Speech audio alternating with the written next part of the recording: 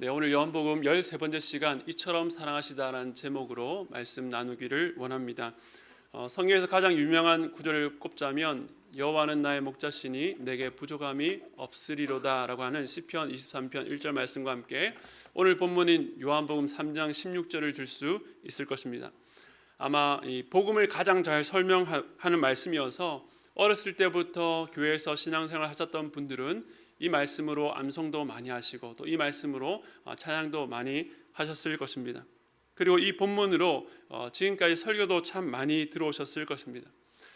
그런데 이렇게 많이 알려졌기 때문에 상대적으로 목회자인 설교자에게는 또 한편으로 가장 설교하기 어려운 본문이기도 합니다. 그 익숙함을 깨는 신선함을 찾기 위해서 말씀을 새로운 관점으로 보려고 참 애를 많이 씁니다. 그런데 이번에는 설교를 준비하면서 어떤 신선함보다는 이 말씀 안에 담긴 이 생명이 성령의 역사하심을 통해서 우리 모두에게 빛으로 임하기를 그렇게 간절히 기도했습니다. 네, 아멘. 네, 서론이 길었죠. 매주가 그렇지만 이번 주 특히 더 부담이 되었다는 말을 돌려 전합니다. 우리가 지금 요한복음을 1장부터 쭉 보고 있는데요. 강해 설교의 장점이라고 한다면 말씀을 문맥 속에서 이해하게 된다는 점일 것입니다.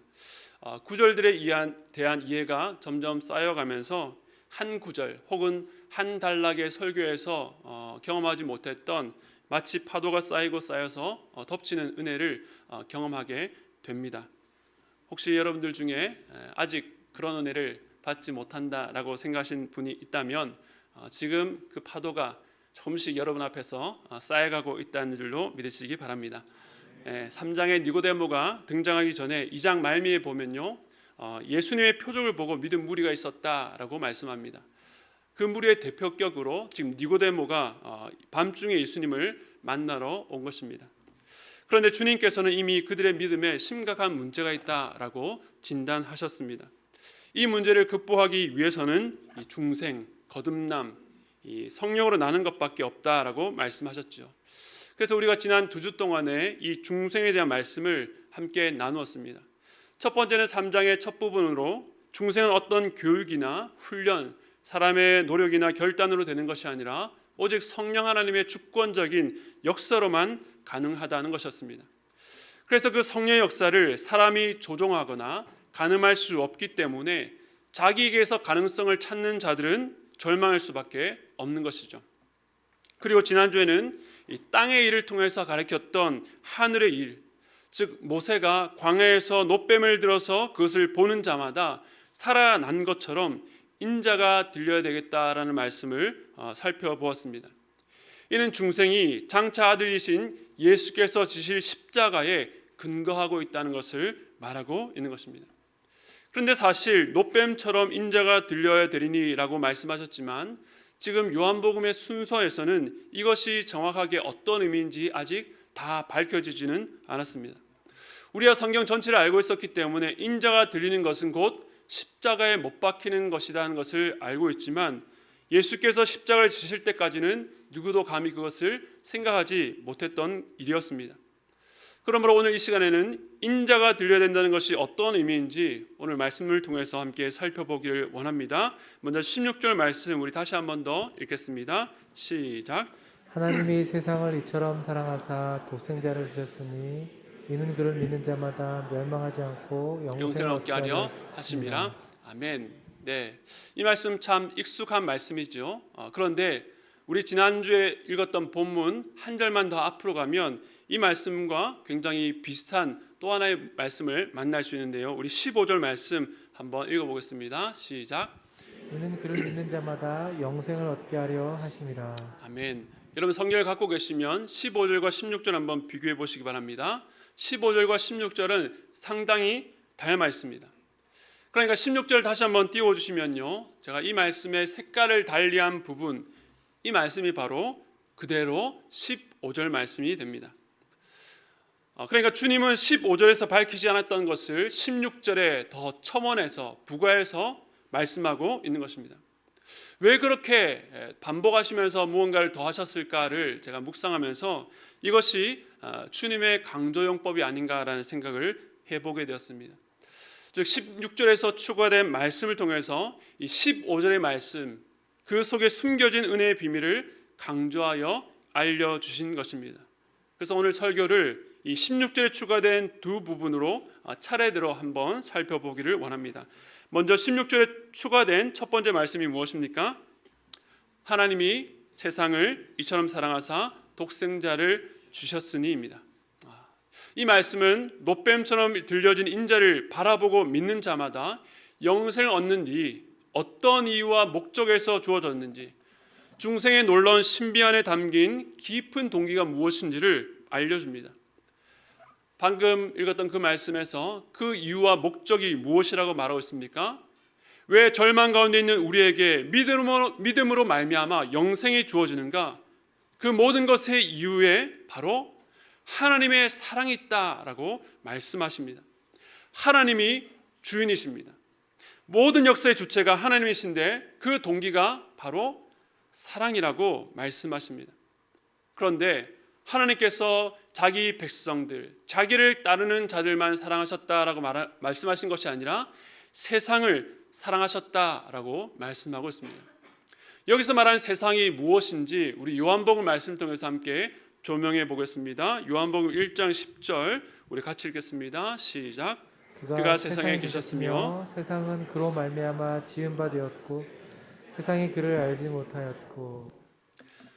하나님께서 말씀이신 예수님을 통해서 온 세상을 창조하셨습니다. 그러나 피조된 세상은 주님을 알지 못했습니다. 지난 인간의 역사는 하나님을 반역하고 하나님을 그 마음에 두기 싫어하는, 거부하는 세상의 역사이며, 이러한 경향은 시간이 가면 갈수록 더욱더 가속화되어 가고 확장되어 갑니다. 몇 해 전에 이세돌 구단과 알파고의 이 바둑 대결을 여러분 기억하실 것입니다. 저는 바둑을 전혀 모르는 문외한이지만 그 당시에 이 대결을 아주 관심 있게 지켜보았습니다. 그런데 그 대결을 하기 전만 해도 많은 사람들이 이 바둑이라는 것이 워낙 고도의 지적 사고의 스포츠이기 때문에 컴퓨터가 아무리 연산을 잘해도 따라잡기가 힘들 것이다 라고 그렇게 전망을 했습니다. 그런데 결과는 4대1로 알파고의 완승으로 끝이 났고, 그나마 1승한 것도 참 이세돌이 대단했다라고 사람들이 그렇게 평가를 했습니다. 이 알파고의 무서운 점은 시간이 지나면 지날수록 수백 번, 수천 번의 그렇게 바둑 대결을 스스로 두면서 스스로 학습하는 능력이 있다는 것입니다. 최근에는 챗 GPT라는 말을 한 번쯤은 들어보셨을 것입니다. 대화 전문 인공지능 챗봇으로 인간이 질문을 하면 답을 제시해 주는데 그 답의 내용이 상당한 수준이라서 많은 사람들이 깜짝 놀라게 했습니다. 지난주에 아는 목사님께서 이 챗 GPT 대화 내용을 캡처해서 카톡으로 보내셨는데 그 질문이 뭐였는가 하면 교회 개척을 위한 조언을 부탁드립니다라는 질문에 대한 답이었습니다. 제가 보고 너무 신기해서 좀 적어왔는데요. 이렇게 챗 GPT가 답했다고 합니다. 교회를 개척하는 것은 큰 도전이 될 수 있습니다. 하지만 성경에는 예수님의 명령으로 인해 모든 민족을 가르치고 세례를 베풀고 제자를 삼는 일이 담겨 있기 때문에 교회 개척은 매우 중요한 일입니다. 여기는 몇 가지 조언이 있습니다 라고 하고 아래 조언하기 보니까 기도로 시작하기, 교회 분위기 만들기, 그리고 교육 프로그램 개발하기 등등해서 이 소주제의 밑에 꽤 중요한 내용들을 잘 담아 놓았습니다. 여러분 놀랍지 않습니까? 그런데 저는 최근에 일련의 이 기술의 발전을 보면서 과거 공상과학 영화에서만 보던 그런 일들이 현실화되지 않을까라고 하는 그런 우려가 생겼습니다. 인공지능이 인간의 지시를 거부하고 스스로 주인이 되는 세상이 올까? 이렇게 점점 인간의 역할이 축소되고 기술이 모든 것을 감당하면서 인간이 가질 수 있는 직업이 사라지고 인간은 생각하는 능력이나 어떤 것에 있어서 점점 무기력해지지 않을까라는 생각이 들었던 것입니다. 그런데 이 챗GPT와 관련해서 한 전문가의 이야기를 들어보았는데요. 이 인공지능은 사실을 전달하는 것보다 상대방을 대화를 통해서 설득하는 데 더 특화되어 있다라고 하는 것입니다. 그러니까 사실인지 아닌지는 중요하지 않습니다. 사실이 아니라도 그럴듯하게 만들어서 상대방을 설득하는 것이 주된 목적이라는 것이죠. 그렇기 때문에 이러한 세상이 만들어낸 기술이 발전하며 우리가 그 혜택을 많이 누리고 있으면서도 참 두려울 수밖에 없는 것입니다. 왜 그렇습니까? 이 세상이 하나님을 대적하는 자리에 있기 때문입니다. 그런데 이 일이 기술의 영역에서만 일어나는 일이겠습니까? 정치와 경제, 사회와 교육, 그 모든 분야에 있어서 이 세상이 만들어내는 것은 결국 하나님을 대적하는 방향으로 갈 수밖에 없습니다. 자유와 평등을 말하고 배려와 인권을 말하지만 그 안에 깊은 밑바닥에는 결국 기독교적인 가치와 또 복음을 훼손하고 하나님을 대적하는 사상이 숨어 있는 것입니다. 이것이 바로 우리의 다음 세대가 살아가야 될 세상입니다. 그렇기 때문에 모든 분야에서 정말로 하나님을 경외하고 두려워하는 자들이 필요한 것입니다. 하나님의 사람들이 그 자리에서 세상이 하나님을 반역하는 방향으로 가속화되지 않도록 브레이크를 걸고 성경적인 방향과 생태계를 구축해야 되기 때문입니다. 그런데 하나님께서 이처럼 자신을 대적하는 세상을 사랑하셨다라고 말합니다. 가끔 기독교의 복음, 구원의 도리에 대해서 조롱하고 비아냥거리는 사람을 만날 때가 있습니다. 왜 아담과 하와가 선악과 하나 따먹었다고 에덴 동산에서 쫓아내시는가? 그 뻔히 따먹을 줄 알면서 왜 그것도 제일 잘 보이는 동산 중앙에 세워두셨는가? 하나님은 사랑이라고 하시면서 왜 믿지 않는 자들은 지옥에 보내시는가? 등등 아마 이런 여러 가지 질문들을 여러분들도 참 많이 들어보셨을 것입니다. 저도 예전에 한 청년을 만나서 이런 질문으로 오랜 대화를 나눈 적이 있습니다. 그런데 대화를 나누면 나눌수록 그 청년의 마음에 의문이 해소되는 것이 아니라 더 답답해하고 그 마음에 분노가 쌓여갔습니다. 물론 제 설명이 부족했을 수도 있지만 저는 그 청년 안에 더 근본적인 원인, 바로 이 청년이 하나님의 의도와 본심을 굉장히 곡해하고 하나님에 대해서 굉장히 분노하고 있다는 것을 발견하게 되었습니다. 하나님의 본심이 무엇입니까? 그것은 바로 하나님께서 세상을 사랑하신다는 것입니다. 그런데 이것이 받아들여지지 않으니 인간을 향한 하나님의 모든 행동과 말씀을 마치 전능자가 장기판 위에 말을 굴리는 것처럼 가볍게 보는 것 아니겠습니까? 그러나 오늘 말씀은 세상은 하나님을 대적했으나 하나님은 오히려 그 세상을 사랑하셨다라고 말씀하고 있습니다. 그리고 그 세상 안에 저와 여러분이 다 포함됩니다. 신앙생활을 지금껏 열심히 해오신 분들이나 신앙을 떠나서 잠시 방황하고 있는 분들, 그리고 여전히 믿음에 대해서 전혀 관심 없는 분들이나 아니면 그 믿음을 거부할 뿐만 아니라 하나님을 대적하는 분까지 그 모든 세상을 하나님께서는 사랑하셨습니다. 그런데 이 사랑은 말뿐인 사랑이 아니었습니다. 하나님께서 세상을 이처럼 사랑하사 독생자를 주셨다라고 말씀합니다. 헬라의 성경에 보면 이처럼을 뜻하는 후토스란 단어가 가장 먼저 나옵니다. 이 사랑의 수준과 정도를 말하는 것이죠. 그 수준과 정도가 무엇입니까? 바로 독생자를 주셨다는 것입니다. 여기서 독생자란 그저 외아들이란 뜻이 아니라 독특하고 특별하게 나시는 하나님의 유일한 아들이라는 뜻입니다. 우리가 하나님의 백성들, 교회 성도들 향해서 하나님의 자녀라고 말하지만 우리의 자녀됨과 예수 그리스도의 아들 되심은 전혀 다른 차원의 말씀입니다. 왜냐하면 예수 그리스도는 유일무이하신 독생자이기 때문입니다. 그런데 하나님께서 세상을 사랑하셔서 무려 독생자를 주셨다라고 말씀합니다. 여기서 주셨다라고 하는 말은 바치다, 그리고 내어주다라는 뜻입니다. 우리 하나님께서 마치 희생 제물을 바치는 것처럼 독생자를 내어주셨다는 것입니다. 한 사람에게 어떤 대상이 어떤 가치가 있는지는 그 대상을 위해서 무엇을 내어줄 수 있는가, 무엇을 희생하는가에 달려 있습니다. 어머니가 자식을 위해서 자신의 커리어를 포기하고 자신의 건강과 시간과 기회를 모든 것을 희생한다는 것은 그 아이가 태어나기 전에 자기에게 가장 소중히 여겼던 그 가치보다 이 자녀가 더 귀하기 때문에 그렇습니다. 최근에 나는 신이다라고 하는 넷플릭스의 다큐멘터리를 보신 분들이 꽤 계실 것입니다. 여러 이단들의 행태와 또 그로 인해서 피해를 입은 사람들을 조명하고 교주들의 그 잘못을 고발하는 다큐였는데, 그 중에서 제게 인상 깊은 이야기가 하나 있었습니다.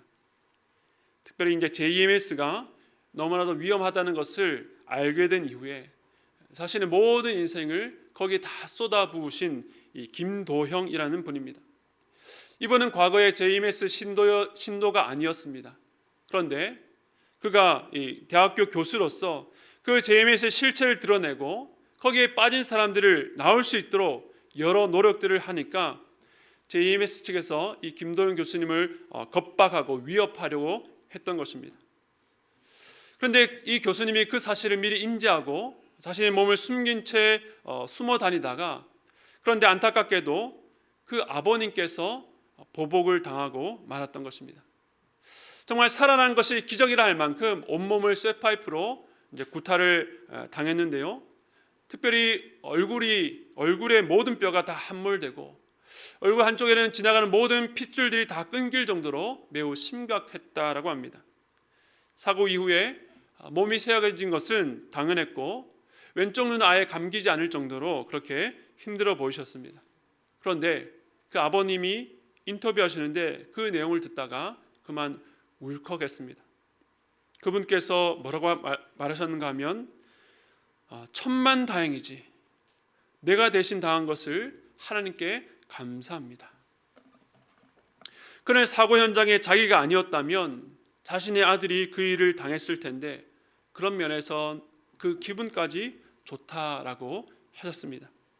여러분, 이 인터뷰가 이해가 되십니까?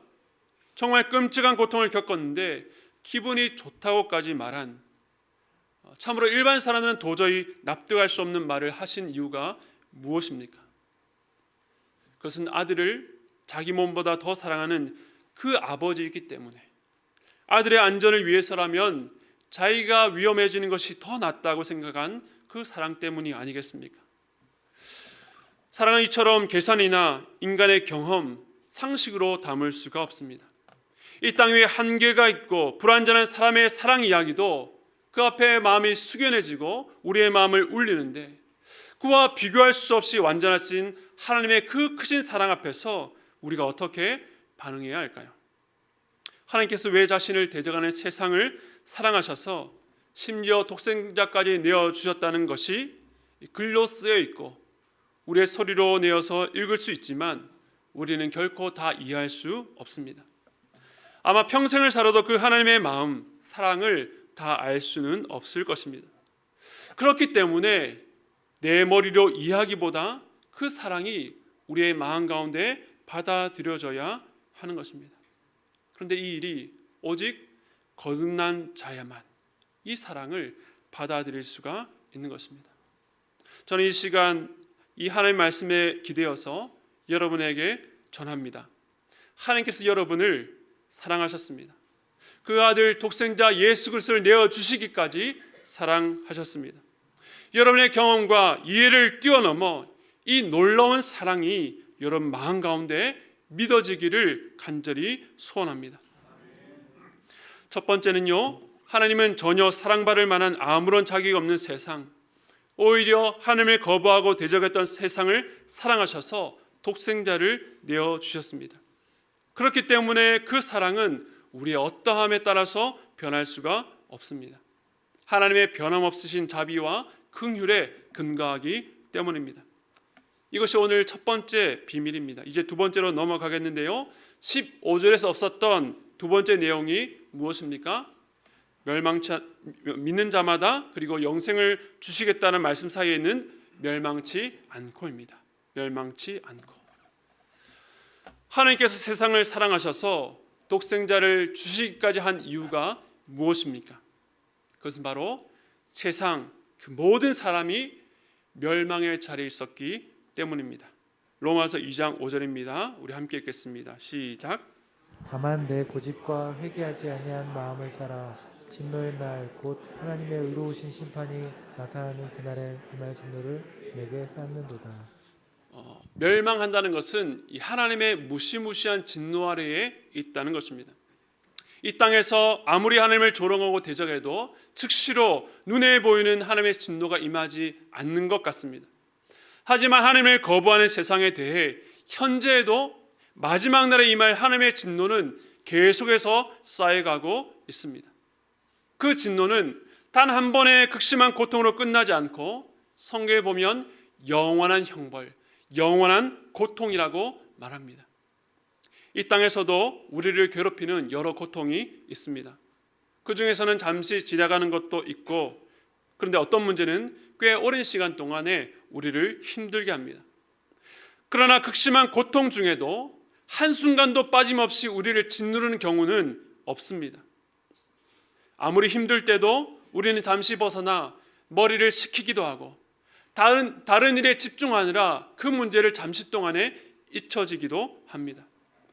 그러나 이 세상에 장차당할 형벌은 이 땅 위에서 한 번도 경험해보지 못한 극심한 고통이 한순간도 쉬지 않고 끊임없이 계속되며 그것이 영원히 지속되는 고통입니다. 그런데 그 진노에서 벗어날 방법은 오직 하나님의 사랑밖에 없습니다. 그 진노를 치를 수 있는 대가가 독생하신 예수님밖에 없기 때문입니다.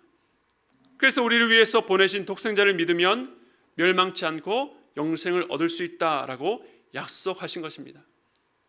그저 우리의 삶에 좀 더 나은 세상을 보여주시기 위해서가 아니라 멸망 가운데 영원히 죽을 수밖에 없는, 영원의 형벌 가운데 끊임없는 고통 가운데 있을 수밖에 없는 우리를 위해서 영생을 주시고자 우리를 사랑하셨다는 것입니다.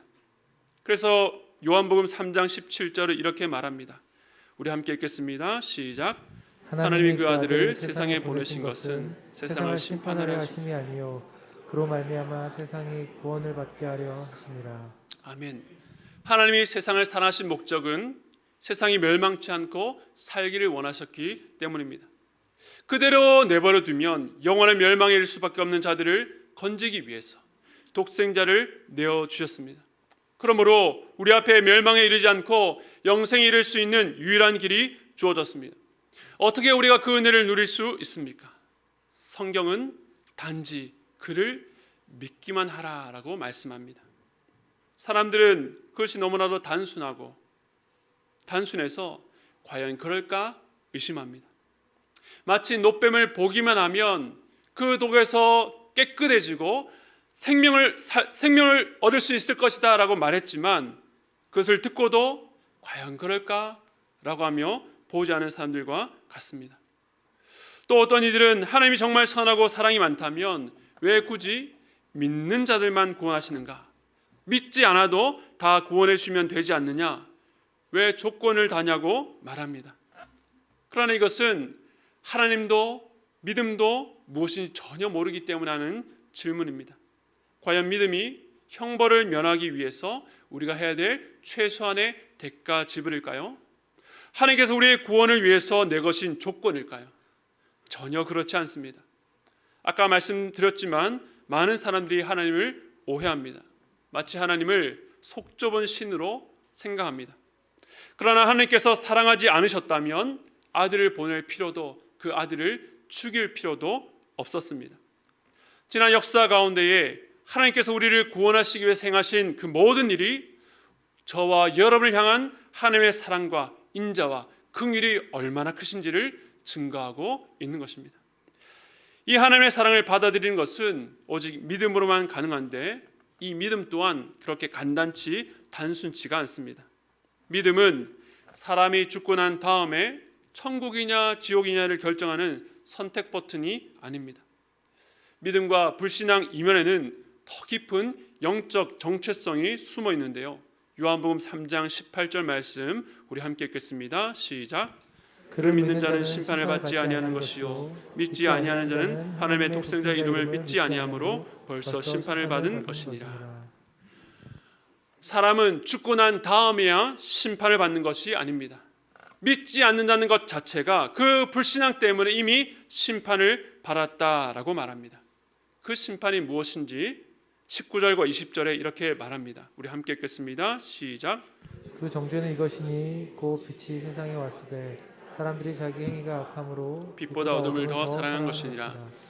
악을 행하는 자마다 빛을 미워하여 빛으로 오지 아니하나니 이는 그 행위가 드러날까 하며. 하나님은 세상을 심판하기 위해서가 아니라 구원하시기 위해서 독생자를 보내셨습니다. 그런데 그 독생자를 믿지 않음으로 영생에 이르는 길을 무시하고 거절했다는 것 자체가 이미 심판을 받은 것입니다. 뿐만 아니라 그의 불신앙은 그 내면의 실체를 드러냅니다. 그들이 예수 그리스도를 믿지 않은 이유가 무엇입니까? 불신자들은 위선적인 그리스도인, 부패한 교회의 모습을 혐오한다. 무언가를 의지하고 사는 나약한 모습의 인간이 싫다. 나는 눈에 보이는 것만 믿겠다라고 하면서 믿지 않는 이유를 말합니다.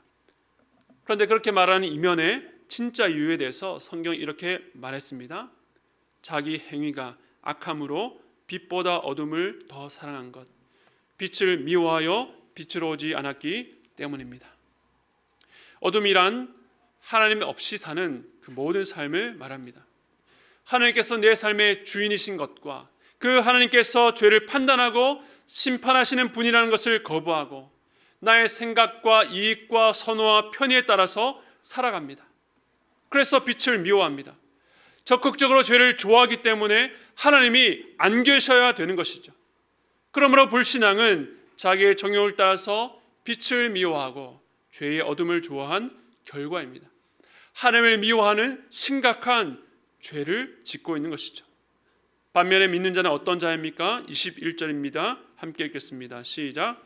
진리를 따르는 자는 빛으로 오나니 이는 그 행위가 하나님 안에서 행한 것임을 나타내려 함이라 하시니라. 아멘. 믿지 않는 자들이 빛으로 오지 않는 이유는 그 행위가 드러날까였습니다. 그러나 믿는 자는 빛으로 옵니다. 그래서 때로 그 진리의 빛이 우리의 죄를 폭로하기도 하고 때로는 우리를 책망하기도 합니다. 그래서 어떤 면에서는 하나님의 말씀을 읽는 것, 주일에 교회에 나와서 말씀을 듣는 것이 우리를 힘들게 만들기도 합니다. 그런데 하나님의 말씀은 우리에게 네가 하고 싶은 대로 살라. 내가 하는 일이 다 잘 될 것이다. 마음의 불편한 마음은 전혀 갖지 말라는 위장된 평화를 말하지 않습니다. 때로는 숨기고 싶고 숨겨왔던 우리의 패부, 우리의 상처, 우리의 어리석고 잘못된 판단과 실수를 들추기도 합니다. 그러나 진리의 빛이 그것을 드러내는 것은 우리로 하여금 부끄럽게 하고 죄책감을 심어주기 위해서가 아니라 빛으로 나오라. 내가 그것을 고치고 싸매며 그 죄를 용서하고 회복시켜 주겠다라고 말씀하십니다. 그렇기 때문에 믿는 자들은 겸손하게 빛 가운데로 걸어 나갑니다. 내가 믿어졌으니 구원받는 것이 당연하다라고 말하는 것이 아니라 자기에게 아무런 가능성이 없다는 것을 깨닫고 자신에게 절망한 자들이 고개를 들어서 그 주님을 바라보는 것입니다. 믿음으로 구원 얻는 은혜는 그저 사람의 선택에 따른 결과가 아닙니다. 참된 믿음은 단순히 사실을 인정하고 받아들이는 것이 아니라 위로부터의 출생, 성령으로 새롭게 나는 근본적인 변화 없이는 불가능합니다. 그러므로 거듭난 자만 믿을 수가 있습니다. 즉 불신자와 신자 사이의 차이, 빛을 미워하고 어둠을 사랑하는가 아니면 빛으로 나오는가는 그가 육으로 난 자인지 영으로 난 자인지 정체성으로 드러나는 것입니다. 다시 말해 성령으로 거듭난 자는 그 안에 시작된 생명의 역사로 말미암아 그 생명을 더 풍성히 누리려고 빛으로 나오지만 육으로 난 자는 마음의 정욕과 악한 마음을 숨기려는 불신앙에 머물 수밖에 없습니다. 이처럼 예수님을 믿으면 영생을 얻는다라고 하는 단순한 복음 안에는 거듭남, 영적 정체성이라는 깊은 신비가 감춰져 있습니다. 오늘 말씀은 복음이 하나님을 대적하고 반역하는 세상을 향한 사랑에서 시작되었으며 독생자를 내어주신 위대한 사랑이라고 말합니다. 모든 인류가 하나님의 진노 아래 멸망할 수밖에 없었지만 유일한 길 예수 그리스도를 믿는 자마다 영생을 얻게 하셨습니다. 이 믿음은 오직 중생의 은혜를 받은 자, 성령으로 새롭게 태어난 자 오직 하나님의 은혜로만 주어집니다. 내가 예수를 믿어 하나님의 자녀가 되었다는 이 사실 안에 이처럼 우리의 머리로 다 이해할 수 없는 놀라운 신비가 담겨져 있습니다. 그 신비로 말미암아 어둠에 살면서 어둠의 일을 사랑하고 빛을 미워하고 살다가 예정된 멸망으로 갈 수밖에 없는 우리를 하나님께서 구원해 주셨습니다. 단순한 복음 안에 여러분 한 사람 한 사람을 향한 주님의 놀라운 사랑이 담겨 있습니다. 그러므로 사랑하는 성도 여러분, 여러분의 평생에 그 주님의 사랑을 더욱더 깊이 알아가는 복을 누리시기를 바랍니다. 그 사랑의 깊이와 넓이와 높이가 얼마나 놀라운지, 그 사랑이 여러분을 얼마나 아름답고 부욕해 하는지, 그 사랑 안에 깊이 잠기시는 여러분 되시기를 축복드립니다. 그리고 이미 거듭나신 분, 이 사실이 믿어지시는 분들에게 권면드립니다. 더욱더 빛 가운데로 나오시기 바랍니다. 로마서 13장 13절과 14절 이렇게 말합니다. 낮에와 같이 단정히 행하고 방탕하거나 술 취하지 말며 음란하거나 호색하지 말며 다투거나 시기하지 말고 오직 주 예수 그리스도를 옷 입고 정욕을 위하여 육신의 일을 도모하지 말라. 예수를 믿는다 하면서도 여전히 어둠을 사랑하는 모습이 계십니까? 거듭난 생명으로 인해서 예수 그리스도 옷 입고 살아가는, 방금 읽었던 말씀처럼 낮에와 같이 단정히 살아가는 저와 여러분 되시기를 간절히 축복드립니다. 우리는 할 수 없지만, 우리의 의지로는 할 수 없지만 이미 시작된 내 안의 거듭남의 역사, 새 생명의 역사가 빛으로 가까이 가면 더 가까이 갈 수 있도록 우리를 그렇게 이끌어 가실 것입니다.